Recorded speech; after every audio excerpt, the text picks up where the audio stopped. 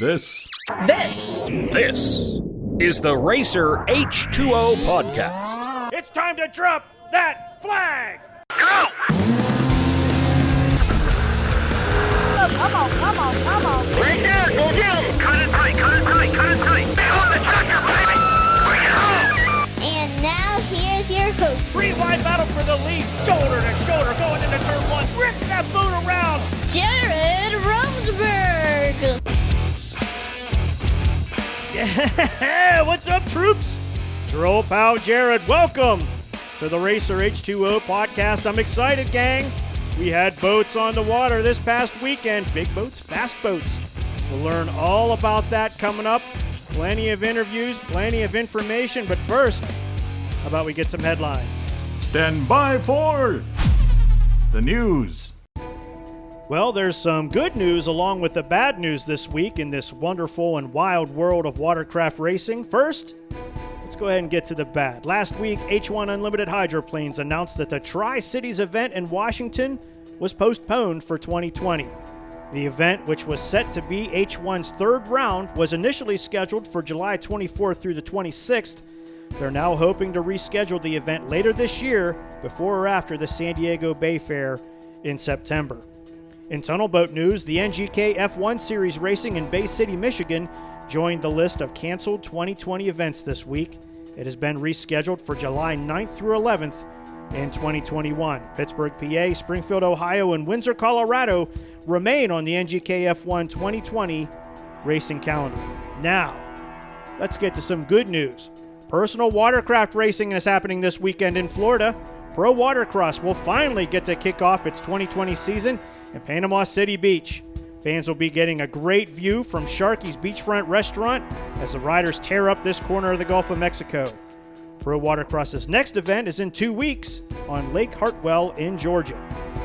And as you heard last week on the podcast, fans, straight line racing happened this past weekend. The Southern Drag Boat Association was in full effect, had their season opener, and for the first time in a long time, we got to see boats going fast on the water. And here with the report from that event is none other than the voice of the SDBA himself, Mr. Roger Monroe. Roger, welcome to the show. Thank you. Glad to be here. Well, tell us, man. Well, first off, I think everybody wants to know, what was it like to have no fans, no vendors, just boats? What was it like? How weird was it?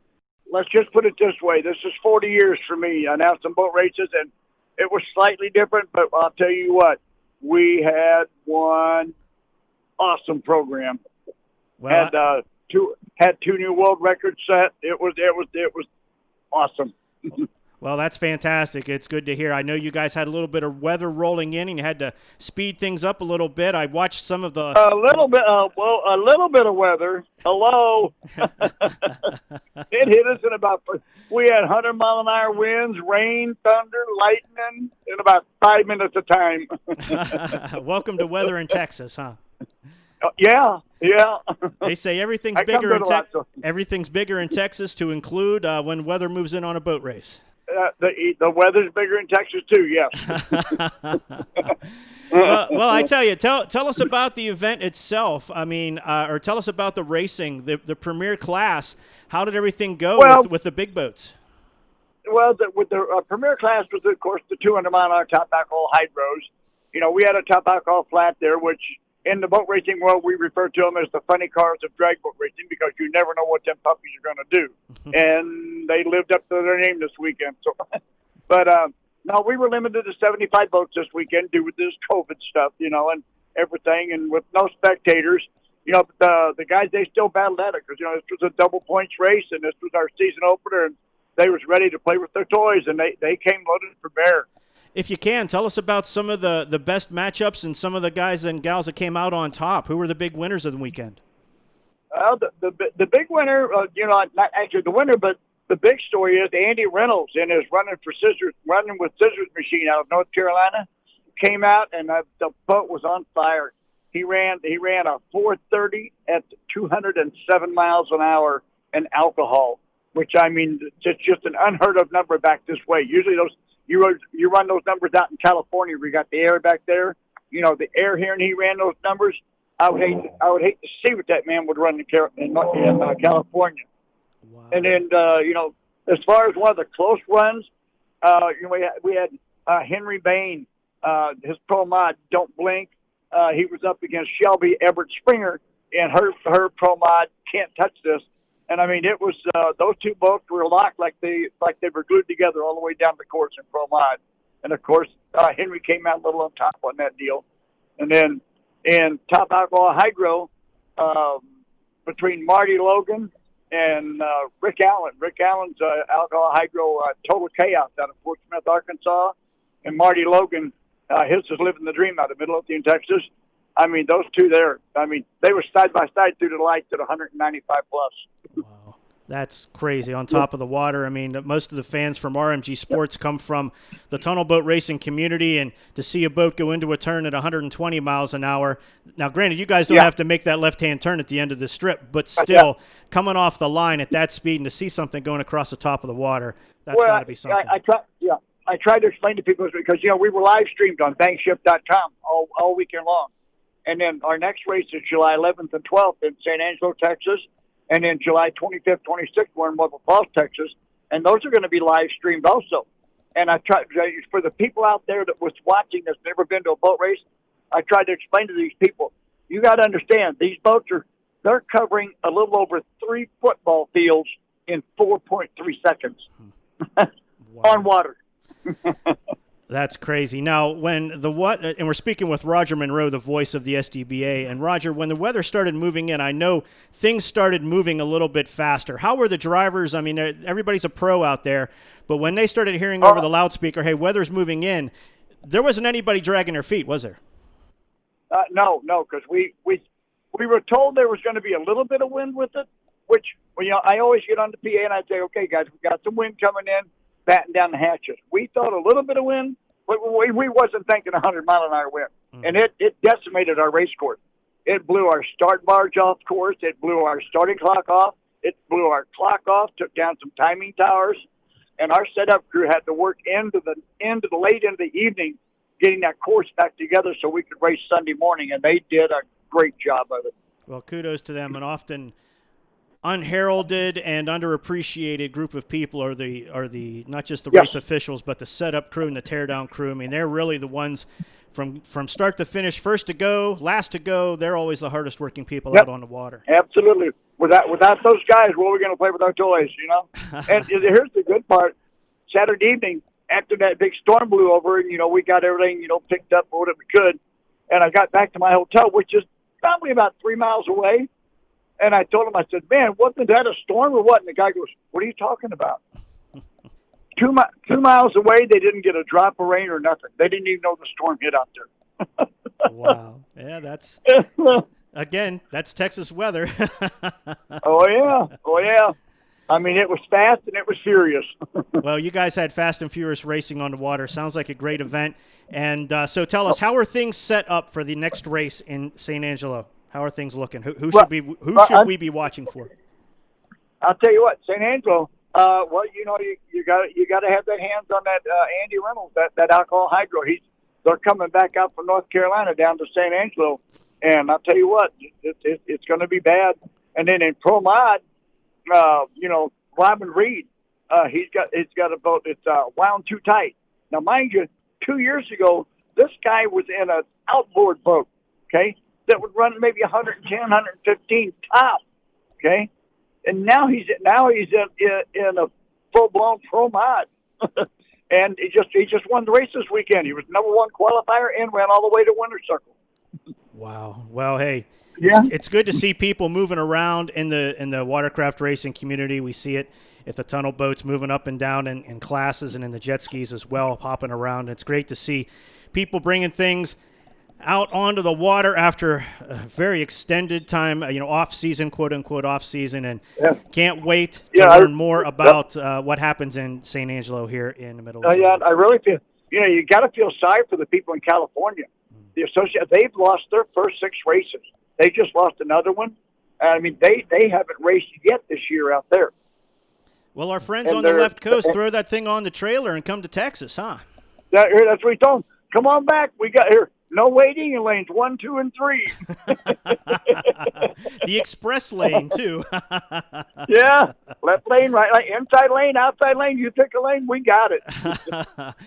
Man, I really appreciate you taking the time. Not- And the next race, July 11th and 12th in San Angelo, Texas. You can watch it live stream at bangshift.com. Those guys did a great job this past weekend. Can't wait to see what they do in Texas. And Roger, can we ask you to come back on the show and give us a report from that?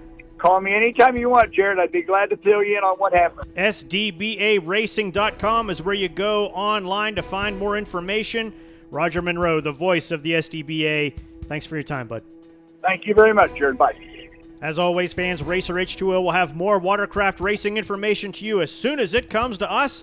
Be sure to follow us on all of our social media. Links and more information are just a click away at racerh2o.com. And that was the news. We mentioned the H1 Unlimited Hydroplanes in the report, fans. We're going to learn more about what's happening with them. Janet Shaw and Shannon Raney from H1 Unlimited Hydroplanes are my guests when we come back to the Racer H2O podcast in 15 seconds. You're listening to the Racer H2O podcast. RacerH2O.com is the place to go to find easy-to-use links to our social media. Watch, read, listen to, and enjoy our content on demand for free on Facebook, Twitter, Instagram, YouTube, and RacerH2O.com. You're listening to the Racer H2O podcast. All right, troops, welcome back to the podcast. You know, no one, and I mean no one, in the watercraft racing world is immune to the, this is putting it way too mildly, the sting that has been provided by COVID-19. Everybody from the local clubs all the way up to the big national touring series have felt it. And one of the APBA's premier, if not the premier classes and series, the H1 Unlimited Hydroplanes, have taken a big chunk of their schedule and seen it disappear. And joining me now are Jan Shaw, the operations manager for H1 Unlimited, and Shannon Raney, the co-owner of the Unlimited Racing Group's number U11, piloted by Jamie Nilsson, and she's also a member of the board of directors for H1 Unlimited. Ladies, welcome to the show. Thank you. Thank you for having us. Shannon, let me ask you first. Again, most of our fans from RMG Sports' productions and presentations are from the tunnel boat world and from the personal watercraft jet ski world. They may not be that familiar. They may know you guys to see you guys, but they may not know all the details about the boats. Can you give us a little bit more details about, how big, how fast, rather than very big and very fast? Can you give us a little bit more details about you H1 Unlimited powerboats? Definitely. We run a circuit nationally across the United States and run boats that are approximately 30 feet long. They go about 200 miles an hour at their max speed. Most of the boats in our series run Lycoming turbine engines. We do have one boat who's still running World War II automotive engines, but most of the fleet is running turbine engines that about 3,000 horsepower to get that 200 miles an hour on our longer race courses. Well, that's pretty fast. Now, we watched you guys when we were in Guntersville, Alabama in 2019. How high does that rooster tail kick up when you go into the turn? Oh, that rooster tail is what makes our boat so pretty on the water. It goes way up there. I don't know. That's actually a question I've never been asked. I don't know the exact height, but it shoots way up there. It looks to be a good 3-4 stories in the air. I mean, that's what will get your attention more than anything. I mean, the sound is the first thing that'll bring you to the water, but when they hit the corner and that rooster tail goes shooting in the air, there's a causeway right next to the lake there in Guntersville, and I'd swear I saw so many cars almost wrecked just because they were all rubbernecking going across the causeway watching the race. So it was pretty wild. But Jan, H1 Unlimited is headquartered in the Pacific Northwest. This was an early hotspot for COVID-19 there in the Seattle area. When you guys first started seeing this happen right in your backyard up there, did you have any idea that COVID-19 would explode the way it's exploded and cause such catastrophic damage to the 2020 season? Once our state of Washington started shutting down, then it was pretty obvious to me it was going to take a long time to open. We were thinking we might be able to race Seafarer. That was kind of going in, maybe Tri-City Seafarer. And then, of course, San Diego being in September, I thought we would be better off. But when we started not opening real soon and going into our different phases, I live in a different part of the state of Washington than Shannon does. She lives on the western Washington side. I live in Spokane, which is eastern Washington. We're already going into phase 3 to reopen. But we were also the first part of the state to shut down. So we've seen APBA events, not just H1 events. All the events in Washington state have been shut down until the middle of August currently. Wow. And just so everyone knows, Seafarer, for those that don't know, that's in Seattle. That's up in the Pacific Northwest. And races on the schedule that we've seen disappear are the historic race in Madison, Indiana, the race that we first met you guys at in Guntersville, Alabama, the Tri-Cities race, the race in Seattle at Seafarer. But San Diego is still on the card. Everybody's holding out hope for the September race in San Diego. Now, with these races off of the 2020 schedule, are they set to return in 2021, or will we see a contraction, or will your schedule shrink? No, we're seeing them come back because Guntersville's already said they'll be back in 2021. Madison's same. Tri-Cities hasn't exactly canceled yet. They will make that decision as we get closer to. They're hoping to run sometime in September if they can. So we're trying, and then Seafarer's also contractually ready for 2021. So Seattle Seafarer. Excellent. Well, here's hoping the Tri-Cities is able to move things around and be flexible and get you guys on the water in September. Now, Shannon, very few teams, drivers, and riders across the watercraft racing industry have corporate sponsors. Many have local sponsors, contingency sponsors, product trades, sticker trades, whatever. A couple factory teams we see still remaining in pro water and personal watercraft and jet ski racing. H1 as a series and some of the teams and events have some pretty big businesses showing off their logo out there. How has the loss of races affected the revenue side of things for you guys? Each team has different circumstances. H1 has different circumstances. I can speak for our team personally, where we've got some very, very supporting sponsors. J&D's, our title sponsor, has really stood behind us, and they are looking forward to 2021. We have a great amount of supporting sponsors who have also stood behind us. We're seeing these companies suffer, just like everybody is across the country because of COVID-19.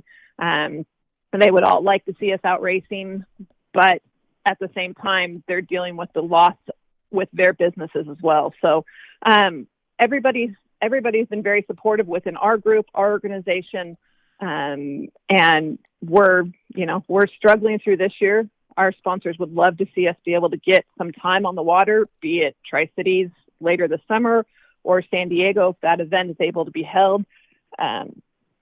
It's very much up in the air, and they all understand. They all understand the circumstances with racing because they're facing it within their own companies. So we greatly appreciate the support of our sponsors. I mean, we can't say enough about them. Without the sponsors, this sport wouldn't happen, and it's integral.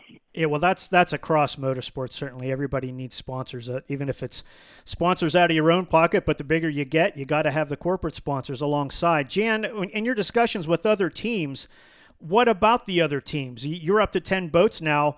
Will there be 10 boats in San Diego and beyond that in 2021? Will we still see 10 boats on the water, more or less? I would think we're going to be in 2021 be stronger and have more boats. With if we get to race in Tri-Cities and San Diego, it's going to depend on the state, and we have 2 drivers that come out of Canada, whether or not the borders are open again, whether you can travel from state to state to get to the West Coast. That's an interesting point for our international drivers. That makes it very difficult for them. Yeah. Yeah, they can't exactly leave when they can't come across the border. That's right. Well, we saw something happen just this past weekend. I don't know if you listened to the podcast last week, but the Southern Drag Boat Association raced a race in Paris, Texas, without fans and with extreme social distancing. Now, they're drag racing, I understand that. But would H1 Unlimited consider doing anything without fans, maybe for TV or live stream? Would that cost too much to do? Is the risk still too high? Would that be a way to satisfy your sponsors? I don't see us not having fans. Each of our sites determines their fan base. And I just don't see them doing that without some sort of fans with social distancing as part of their race site. I just don't see us doing it without fans. There is a lot of, Shannon and her team has done a lot with the media to get a lot of stuff out on Facebook. And that seems to be working to our advantage right now. Well, one thing that you guys are doing that I think is really, really cool, you know, as a follower of sports marketing, e-games are huge right now. You see arenas that sell out for the NHL and for the NBA, selling out to have kids come in and watch people play video games, actually spending $25 to watch somebody else play a video game. And we're seeing it in motorsports. We saw it before NASCAR went with their live races. IndyCar, we saw some short track guys with the sprint cars. And lo and behold, H1 Unlimited has an E-League. Jan, tell me a little bit about this. You guys started this back in May, right? Let Shannon go on that one. This is the media team that did this. Oh, well, this is fantastic. Shannon, please tell us more. Yeah, so this was the H1 media team came up with this concept. There is a unlimited hydroplane video game out there that Scott Priblisky has produced, and there's a great following within the game. And we took a look at the game and thought, you know what, let's do this. Let's produce this with H1 while we're stuck at home. And it's really become, we've had 2 races. It is an e-racing game, so it's a video game, and there are video game quote unquote drivers who are the best of the best within the gaming world, and they are racing each other at all of our race sites. So we've raced in Guntersville, we've raced in Madison virtually. Our announcers are announcing the events. We're bringing in guest commentators for color. We're bringing in some of our drivers and crew members and people involved within H1 to do guest heat draws. We're really trying to make it a fun event so that the crowds watching through YouTube and our Facebook page really get a chance to feel some type of racing. Granted, it's a video game, but it's all we can do right now. So we're trying to make it a fun event for our fans. Are these available now on demand? Can we go back and watch older races on social media, your e-races from earlier this year? Yep, they're on the H1 Unlimited YouTube page. You can go back and you can watch the Guntersville race. You can watch the Madison race. Upcoming in the future, we'll move on our series into Tri-City, Seattle, and San Diego, and all those races will be available on the YouTube page. We're looking to do a series in our off season this year, which will probably start in October, and we'll start the season all over again, and new drivers and video game virtual drivers, really make it a fun event. So if anyone wants to watch, it is available on the H1 Unlimited YouTube page. Well, I'm speaking with Jan Shaw and Shannon Raney from H1 Unlimited. Go to h1unlimited.com. I'm sure they have links to the social media there. Jan, let me ask you, Guntersville is a newer site and joins Madison, Indiana as an event on the eastern side of the country. You guys do a lot of racing out west. It might be a little early to ask this, but are there any possible additions to the 2021 schedule? Any new cities, old cities on the eastern side of the continent, or are you guys working primarily on the west coast and trying to spring off of Guntersville and Madison? No, I look for all sites all over the United States. There probably will be something new in 2021, but that hasn't been negotiated yet. So we just have to, we will hope for more sites. It doesn't just have to be on the West Coast. So most of our teams are located on the West Coast. We do an awful lot of travel within the United States. We've been as far as Washington, D.C. on the Potomac. as far north as Sault Ste. Marie in Michigan, as far south. We used to race in Houston years and years ago. We'll try to see if we can get back to some of these locations. Well, That's also dependent on what COVID-19 does to some of these other locations. Right. There's a lot of questions out there. We say it's like looking into a crystal ball that's very, very murky and cloudy right now. But we'd like to say from chaos comes clarity. And let me ask both of you this. Jan, I'll start with you. What lessons have you learned while dealing with this COVID-19 crisis, either personally or as a representative from the racing series? I mean, this is, when you have challenges, you learn new things as you come over the challenges. What are some of the things, Jan, that you've learned from this? We've learned to think outside the box. I am a nurse of 35 years retired. Some of these things are easy for me to figure out, but trying to market in a market that is non-existent in some cities has become a challenge. So we're thinking outside of the box. Our staff for H1 has been fixing the equipment. We've updated all of our stuff. We have the GPS boxes for the boats. They've been redone. The timing computers have been redone. The truck has a brand new door, and we're working on some other options to get the truck up to where it needs to be for 2021. Shannon, let me ask you the same thing. As a team owner, what are some of the things that you've learned while having to, dodge all of the obstacles that COVID-19's thrown at us?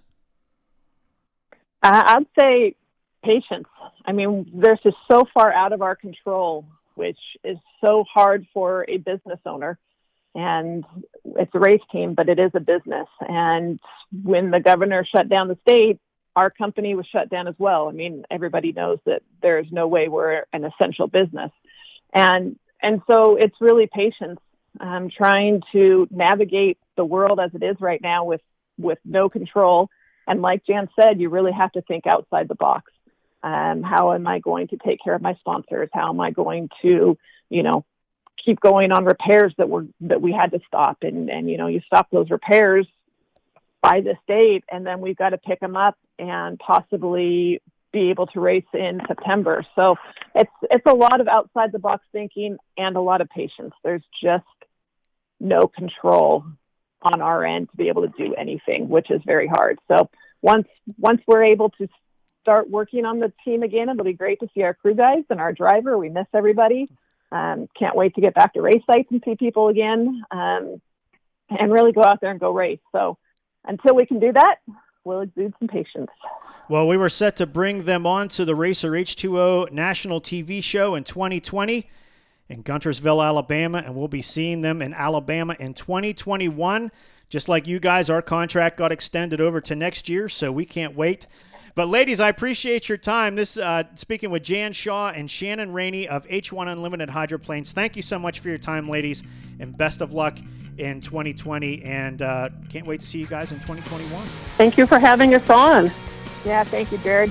H1Unlimited.com is where you find more information about the H1 Unlimited Hydroplanes. We'll have final thoughts here on the podcast when we come back to the RACER H2O podcast in just 15 seconds. Get up-to-the-minute watercraft racing news and fantastic bonus content by joining RACER H2O on social media. Links to our Facebook, Instagram, Twitter, and YouTube pages are easy to find at racerh2o.com. This is the RACER H2O podcast. All right, troops, welcome back to the podcast. I'm going to make this quick. We ran a little long with having two call-in interviews this week. Hope you're enjoying the podcast, and I want to let you know that you need to hit us up on social media, Facebook, Twitter, Instagram, YouTube. You can email us too. Find all the links, racerh2o.com. I want to know first, what do you think of the podcast, man? I mean, what do we need to do other than replace the host? I'm sorry, I fit the budget, so I'm here, like it or not. But what would you like to hear on the show? Who would you like for us to talk to? Who would you like for us to interview? What questions do you have for them? This show is all for you, race fans. We want to know, and believe me, with the lack of racing, we've got plenty of time. So hit us up on social media, email us, however you want to do it, get back with us here at Racer H2O. We want to know. Thank you so much to our guests this week, Roger Monroe from the SDBA, Janet Shaw and Shannon Raney from H1 Unlimited Hydroplanes. We appreciate them taking the time. And most importantly, fans, we appreciate you taking the time to listen.